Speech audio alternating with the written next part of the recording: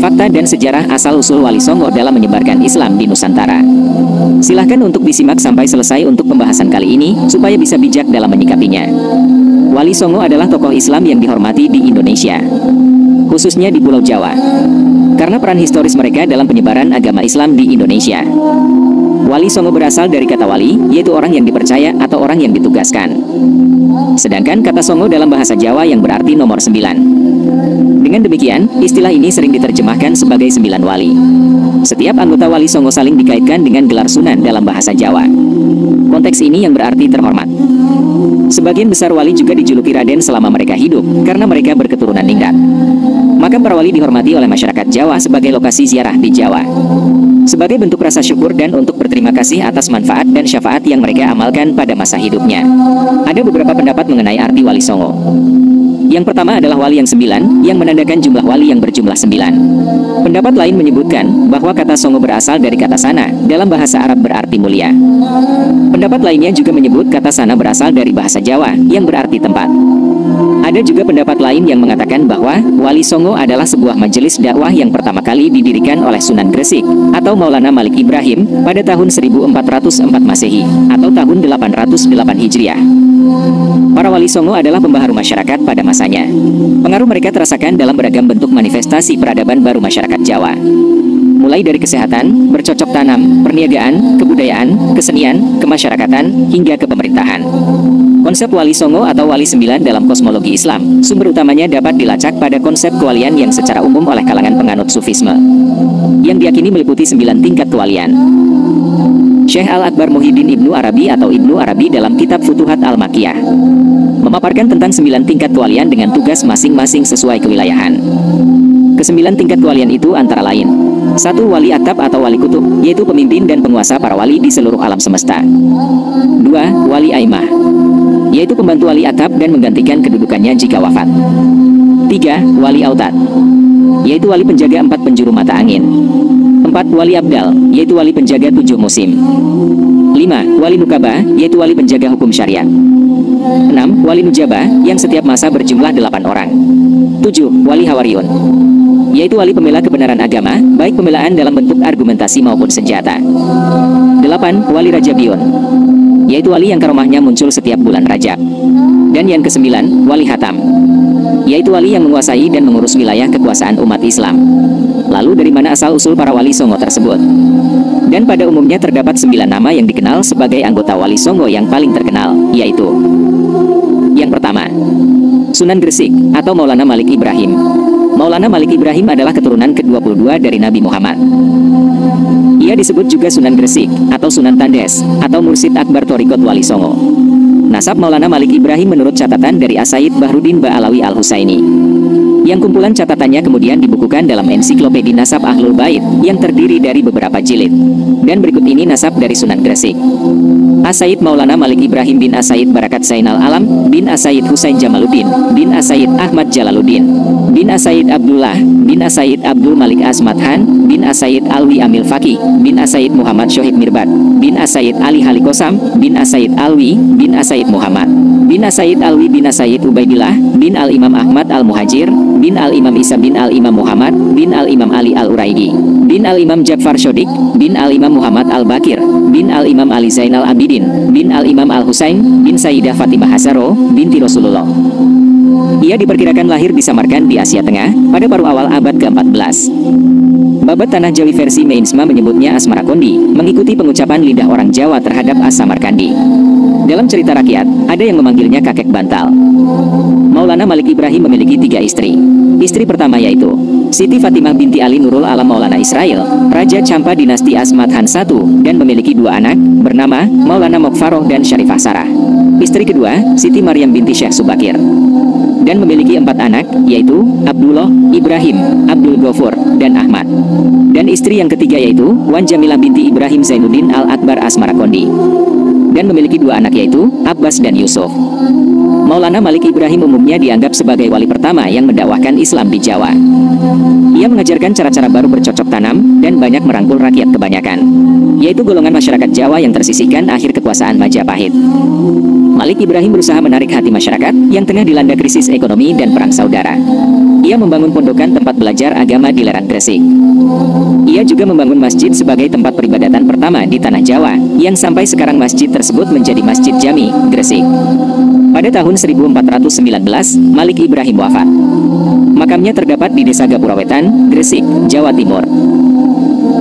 Yang kedua yaitu Sunan Ampel atau Raden Rahmat. Sunan Ampel bernama asli Raden Rahmat, keturunan ke-22 dari Nabi Muhammad. Menurut riwayat, ia adalah putra Ibrahim Zainuddin Al-Akbar dan seorang putri Campa yang bernama Dewi Condrowulan, binti Raja Campa terakhir dari dinasti Ming.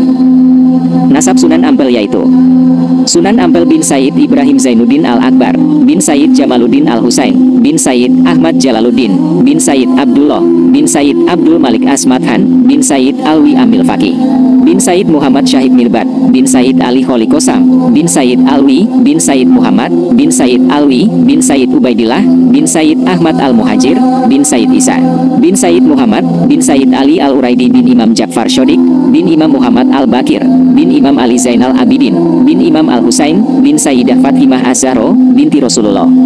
Sunan Ampel umumnya dianggap sebagai sesepuh oleh para wali lainnya.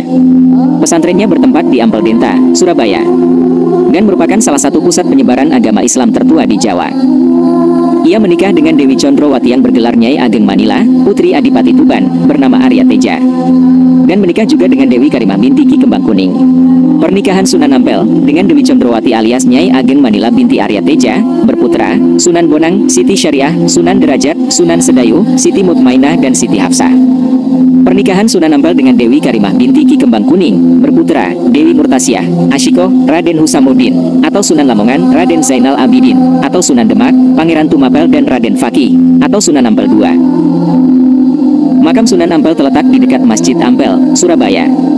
Kedatangan Sunan Ampel ke Majapahit diperkirakan terjadi awal dasawarsa keempat abad ke-15, yakni saat Arya Damar sudah menjadi Adipati Palembang, sebagaimana riwayat yang menyatakan bahwa sebelum ke Jawa, Raden Rahmat telah singgah ke Palembang. Yang ketiga yaitu Sunan Bonang atau Mahdum Ibrahim. Sunan Bonang adalah putra Sunan Ampel dan merupakan keturunan ke-23 dari Nabi Muhammad. Ia adalah putra Sunan Ampel dengan Nyai Ageng Manila, putri Adipati Tuban bernama Arya Teja. Sunan Bonang banyak berdakwah melalui kesenian untuk menarik penduduk Jawa agar memeluk agama Islam. Ia dikatakan sebagai pengubah suluk wijil dan tembang tombo ati yang masih sering dinyanyikan orang. Pembaharuannya pada gamelan Jawa ialah dengan memasukkan rebab dan bonang yang sering dihubungkan dengan namanya. Universitas Leiden menyimpan sebuah karya sastra bahasa Jawa yang bernama Het Boek van Bonang atau Buku Bonang. Sunan Bonang diperkirakan wafat pada tahun 1525. Ia dimakamkan di daerah Tuban, Jawa Timur. Yang keempat yaitu Sunan Derajat. Sunan Derajat adalah putra Sunan Ampel dan merupakan keturunan ke-23 dari Nabi Muhammad. Nama asli dari Sunan Derajat adalah Masih Munat. Nama sewaktu masih kecil adalah Raden Kosim. Sunan Derajat terkenal juga dengan kegiatan sosialnya. Dialah wali yang memelopori penyatuan anak-anak yatim dan orang sakit. Ia adalah putra Sunan Ampel dengan Nyai Ageng Manila, putri Adipati Tuban bernama Arya Teja. Pesantren Sunan Derajat dijalankan secara mandiri sebagai wilayah perdikan, bertempat di Desa Derajat, Kecamatan Paciran, Lamongan. Tembang Macapat Pangkur disebutkan sebagai ciptaannya. Gamelan Singomengkok peninggalannya terdapat di Museum Daerah Sunan Derajat, Lamongan. Sunan Derajat diperkirakan wafat pada tahun 1522. Yang kelima yaitu Sunan Kudus. Sunan Kudus adalah putra Sunan Budung atau Raden Usman Haji dengan Syarifah Ruhil atau Dewi Ruhil yang bergelar Nyai Anom Manyuran binti Nyai Ageng Melaka binti Sunan Ampel. Sunan Kudus adalah keturunan ke-24 dari Rasulullah. Sebagai seorang wali, Sunan Kudus memiliki peran yang besar dalam pemerintahan Kesultanan Demak, yaitu sebagai Panglima Perang, Penasihat Sultan Demak, Mursid Thoriko, dan Hakim Peradilan Negara. Ia banyak berdakwah di kalangan kaum penguasa dan priai Jawa. Di antara yang pernah menjadi muridnya ialah Sunan Prawoto penguasa Demak dan Arya Penangsang Adipati Jipang Panolan. Salah satu peninggalannya yang terkenal ialah Masjid Menara Kudus yang arsitekturnya bergaya campuran Hindu dan Islam. Sunan Kudus diperkirakan wafat pada tahun 1550. Yang keenam yaitu Sunan Giri. Sunan Giri adalah putra Maulana Ishak. Sunan Giri adalah keturunan ke-23 dari Nabi Muhammad dan merupakan murid dari Sunan Ampel dan saudara seperguruan dari Sunan Bonang. Ia mendirikan pemerintahan mandiri di Giri Kedaton, Gresik, yang selanjutnya berperan sebagai pusat dakwah Islam di wilayah Jawa dan Indonesia Timur, bahkan sampai ke Kepulauan Maluku. Salah satu keturunannya yang terkenal ialah Sunan Giri Prapen yang menyebarkan agama Islam ke wilayah Lombok dan Bima. Makam Sunan Giri terletak di Desa Giri, Kabupaten Gresik. Yang ketujuh yaitu Sunan Kalijaga. Sunan Kalijaga adalah putra Adipati Tuban yang bernama Tumenggung Milatikta, atau Raden Sahur atau Sayyid Ahmad bin Mansur, atau Syekh Subakir.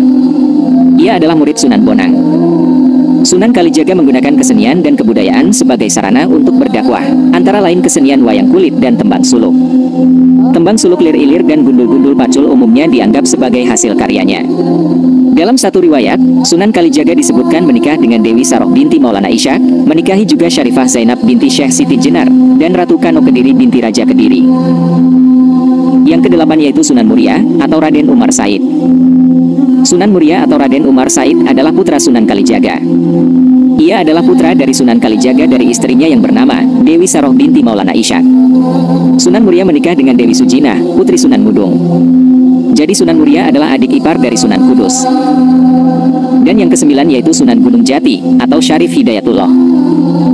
Sunan Gunung Jati atau Syarif Hidayatullah adalah putra Syarif Abdullah Umdatuddin, putra Ali Nurul Alam Syekh Husain Jamaluddin Akbar.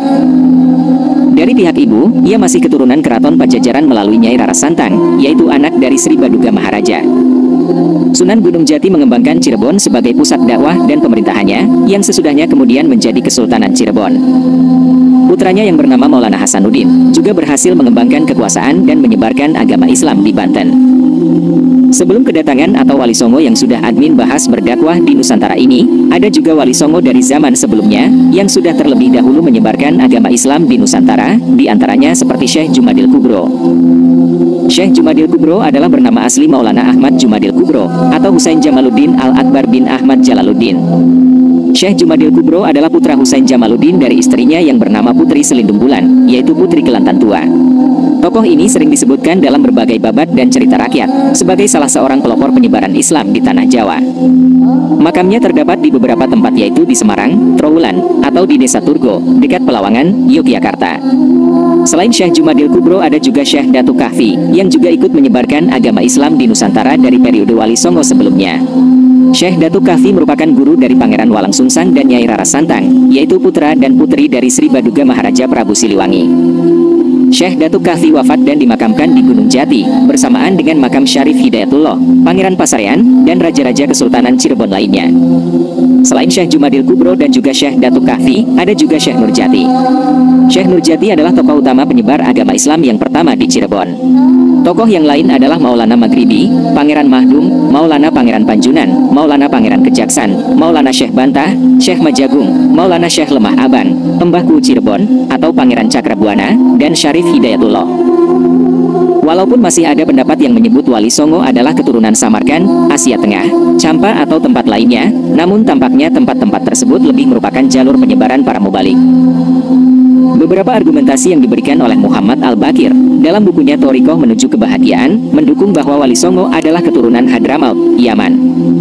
Begitulah pembahasan kali ini yang dapat kami sampaikan, dan semoga bisa bermanfaat untuk kalian semua. Jika pembahasan kali ini bermanfaat silahkan bagikan ke media yang lain juga, supaya banyak orang yang paham akan sejarah ini, dan nantikan pembahasan lainnya di video berikutnya.